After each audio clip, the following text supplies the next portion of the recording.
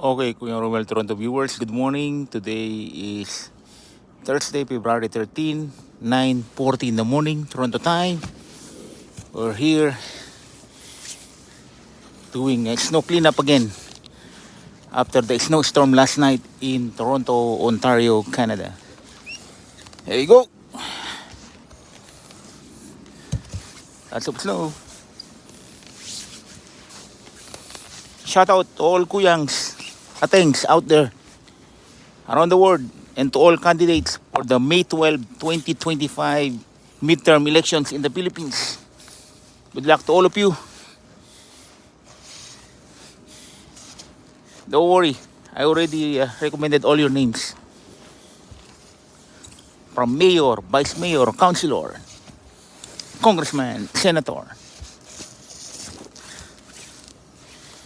Go. Palang yelo. Snow break in Toronto.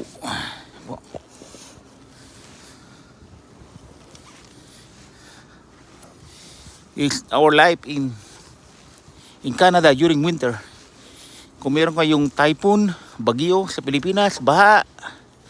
Ito naman meron kami snowstorm.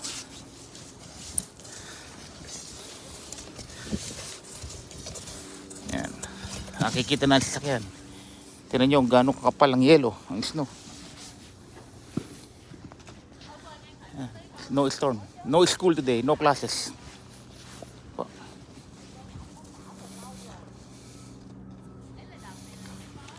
Papala. Tesla, naglubog. Ito.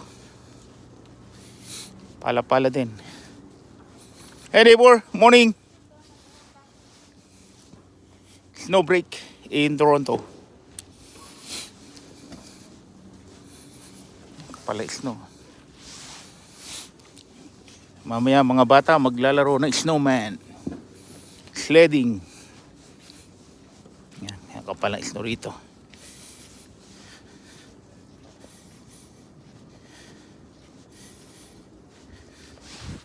Hey neighbor, how are you? Clean up time. Oh, snow time. Snow break in Toronto.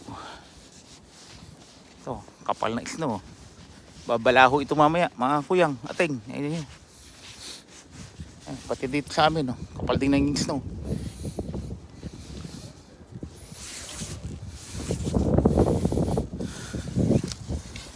Yan, yung pagkakain dyan. Oh, yan.